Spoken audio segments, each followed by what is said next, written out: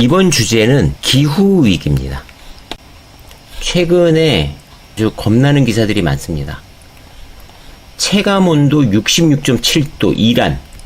체감온도 66.7도. 도대체 어떤 온도일까요?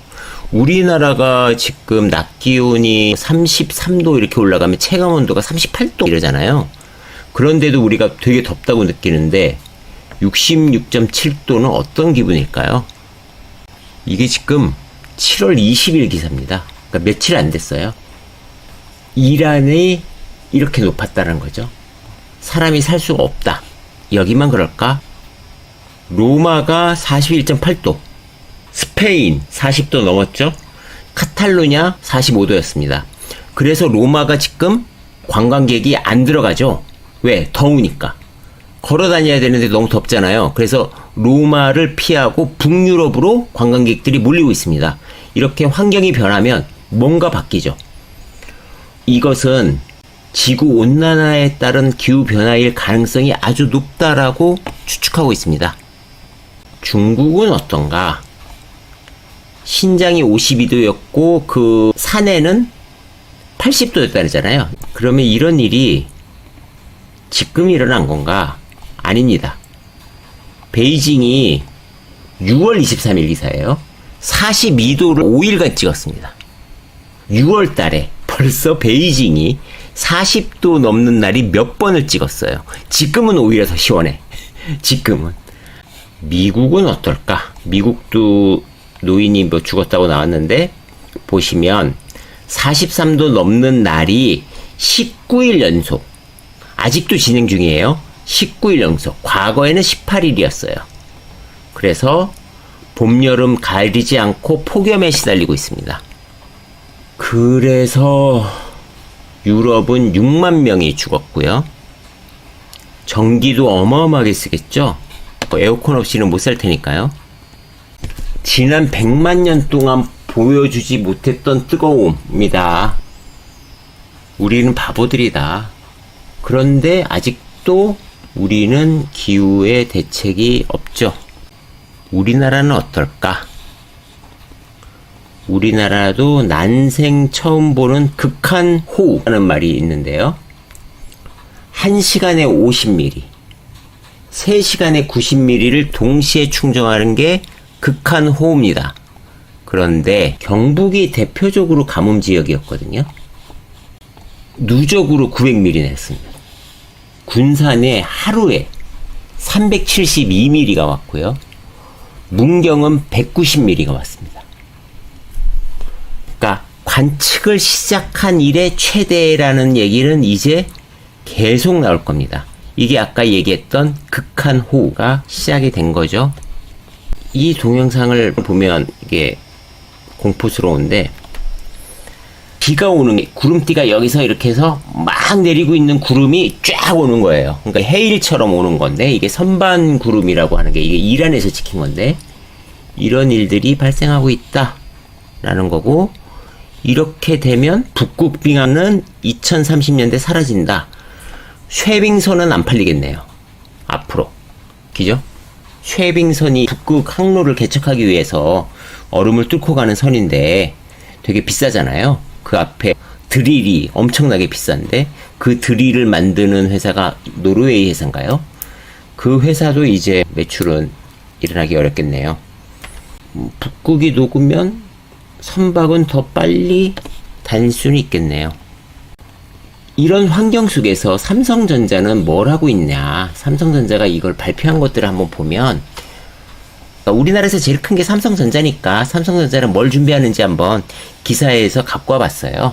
삼성전자는 친환경을 촉진하기 위해서 전사 에코협의회와 사업부 실무협의체를 2008년도에 벌써 만들었고요.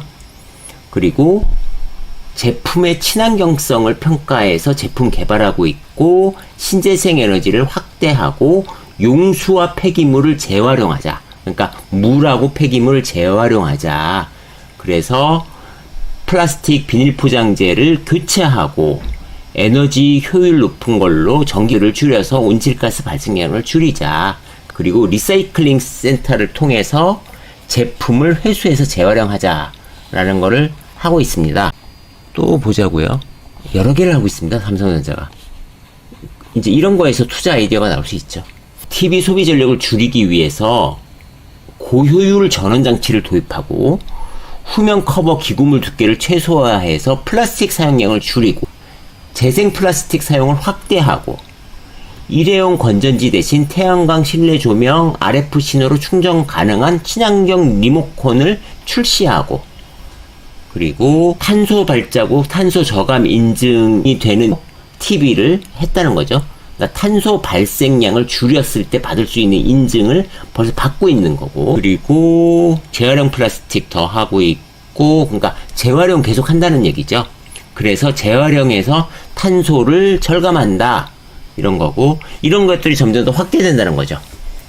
그리고 폐기물을 줄여서 탄소를 줄이고 에어컨 냉매를 R32로 바꾸어서 기존 대비해서 온난화 수치가 3분의 1짜리를 쓰겠다, 이런 거를 하고 있는 겁니다. 또 보면 반도체에서는 어떻게 되냐라고 하면, 반도체가 고도화될수록 제조 공정이 미세화되고 복잡해져서 에너지와 물 사용량이 증가하고, 자, 세정이 많아지잖아요. 그러니까 물도 초순수로 만든단 말이에요.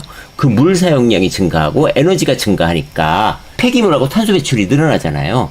그거 하지 않도록 공정에 투입되는 에너지를 줄이고 공정가스 투입량을 최적화하고 대체가스 개발하고 처리시설 확대하고 공정가스를 감축하자라는 거고요. 재생에너지를 전환하고, 그리고 제품 생산 전 과정에서 탄소 배출을 줄이기 위해서 노력하고, 그리고 저전력 고효율 반도체 개발도 하자, 이렇게 하는 겁니다. 그렇게 해서 데이터 센터 이런 IT 제품 다 탄소를 줄여보자, 이게 삼성의 방향이니까 이쪽에 관련된 수혜주들도 보시면 좋죠. 그래서 에너지는 신재생, 재활용, 그리고 폐기물 없애고 뭐 이런 거 한다는 거죠. 그리고 우리는 벌써 알고 있는데 삼성은 서비스 센터에서도 벌써 페이퍼리스, 그러니까 종이 안 쓴다는 얘기입니다. 그렇게 가고 있습니다. 그래서 삼성전자가 앞장서서 우리나라에서 하고 있으니까 그들의 움직임을 좀 보는 것도 좋죠. SK증권에서 최근에 좋은 리포트가 나왔으니까 직접 자세한 리포트를 한번 봐서 보시면 되고요. 제목은 에너지 트렌드 파트 1, 에너지 전환 지연 길고 긴 줄다리기라는 겁니다. 이 리포트의 핵심은 이겁니다. 우리가 화석 연료가 탄소를 배출하잖아요. 신재생은 배출 안 하고. 그런데 한 번에 신재생으로 갈 수가 없어요. 그러니까 중간 단계의 천연가스가 유연탄보다 배출량이 5분의 1 정도 된다고 하잖아요. 그러니까 천연가스가 할 수밖에 없다. 당장은 절감 효과가 많은 천연가스를 브릿지에서 하는데, 그것들이 파이프로 연결해서 공급되면 PNG, 그러니까 러시아가 유럽으로 보냈던 방식이 PNG였죠. 그리고 액화시켜서 가는 LNG, 우리나라가 LNG 배를 하는 거죠. PNG는 단가가 낮으나 공급할 수 있는 지역이 한정적이고, LNG는 되게 멀리 갈 수 있지만 리퀴드하는 과정에서 또 환원하는 과정에서 비용이 들어가고 배가 더 비싸죠. 그래서 그런 부분들이 있는데, 어쨌든 천연가스는 이런 관점 때문에 늘어난다라고 하고 있습니다. 그러면서 이 리포트에 또 보시면 수소 얘기가 좀 나와 있는데요. 수소는 제가 여러 번 말씀드렸는데, 수소를 무연탄에서 가스와 갈탄에서 가스와 천연가스가 CH4니까 C만 없애면 되는 거고, 이렇게 산업 공정의 부산물, 그러니까 정유 같은 거 할 때 수소해서, 혹은 철을 만들 때 수소 캡처해서 수소를 쓰는 거죠. 그래서 이또에서는 CCUS, 개질화, 그러니까 CH4든 뭐든 우리가 H만 뜯어낼 때 CO2가 나오니까 그거를 캡처해서 어디에 저장하거나, 그러니까 탄소 포집을 하자는 거고요. 또 핑크 수소 말씀드릴 때 원자력으로 수소를 만들고, 이런 것들을 계속 나온다. 수소를 생산하고 하자.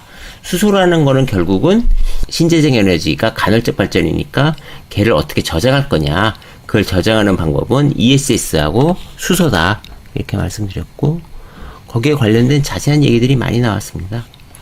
그래서 어떻게 저장하냐, 이동하냐, 탱크, 액화하는 방법, 그리고 이동하는 방법은 액화시키는 방법도 있고, 튜브 트레일러도 있고, 저장용 고압 탱크도 있고, 많이 있습니다. 수소 충전소도 고압 기체 충전소가 있고, 액화식 충전소가 있고, 이렇게 다양하게 있다. 수소는 아직 시작도 안 했는데, 계속 지금 얘기는 나오고 있습니다. 그래서 보면 일단 연료전지도 중요하고 발전의 연료전지, 건물용의 연료전지. 그러니까 수소를 결국은 전기로 만드는 과정은 연료전지잖아요. 그러니까 연료전지로 할 거냐 아니면 암모니아로 바로 할 거냐 그런 거죠. 연료전지가 계속 얘기가 나오고 있고요. 요 데이터를 보시면 더 재밌습니다. 신한투자에서 나온 거고요. 여기서 보시면 우리가 지금 2023년이니까 여기 있습니다. 1.5도 오른, 1도 조금 더 오른 요 시기가 있는데, 요거를 방치하면, 아무것도 안 하면 우리가 2050년에는 2도가 넘어서고 2100년에는 4도가 넘어서는 거죠.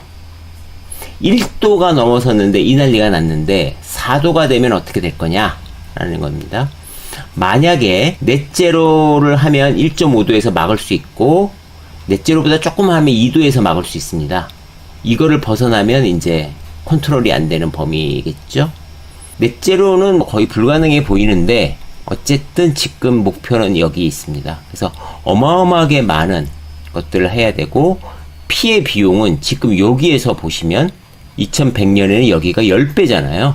여기서 여기니까 10배가 됩니다. 그러니까 피해는 지금 시작도 안 했다.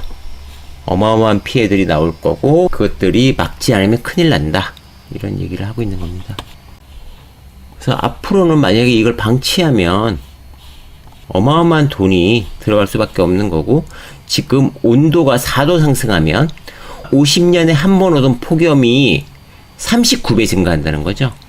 그러니까 사람이 과연, 생물체들이 과연 견딜 수 있을지 상당히 의문이 듭니다. 그래서 넷제로를 하려면 우리가 어떻게 되냐라고 한다면 이겁니다. 발전용을 확 줄여야 돼요. 발전용이 많으니까. 발전용이 많이 줄여야 되고, 그 다음이 많은 게 산업용입니다. 그러니까 시멘트 뭐 이런 거 다 산업용이죠. 유연탄 쓰는 거. 그 다음번이 운송용. 운송용은 지금 이제 전기차나 이런 걸로 좀 커버하려고 하는 거고요. 그 다음이 많은 게 건물입니다. 건물을 줄이려면 결국은 건물 단열을 잘하고, 그 다음번에 연료전지를 놔야 됩니다. 그래서 이런 목표들이 다 있는데요. 과연 어떻게 될런지. 그리고 그 방법 중에서 하나는 이겁니다. 이거 검증하고 말고가 지금 문제가 아니야. SMR을 빨리 해야 돼. SMR을 빨리 해서 작은 곳에서 빨리빨리 분산형 전원으로 해줘야 돼 라는 겁니다. 그런데 요새는 또 SMR이 훨씬 더 많은 부작용이 있다라는 지적들도 있어서 진도가 안 나가고 있습니다.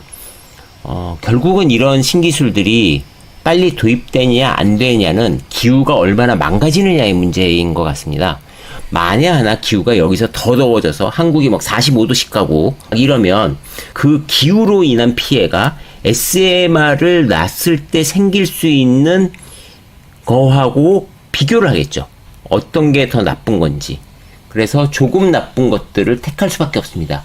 이제 기후 쪽에서 최상은 택할 수가 없습니다. 그러니까 인플레이션도 막고 기후도 해결하고 뭐 우리가 성장도 그대로 유지하고 이런 방법은 없다.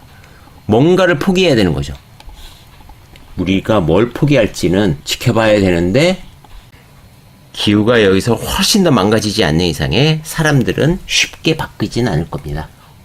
해외에서 인정받는 재생에너지가 7%밖에 안 돼서 아리백을 달성하라는 압력들이 많은데 우리가 이런 것들이 잘 안 되고 있다.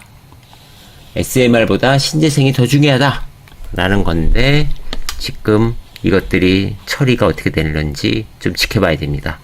그래서 이런 쪽에서 우리가 투자 아이디어를 보고 환경을 좀 보면 되게 좋을 것 같습니다. 세 번째 주제, 기후위기도 여기서 마치도록 하겠습니다.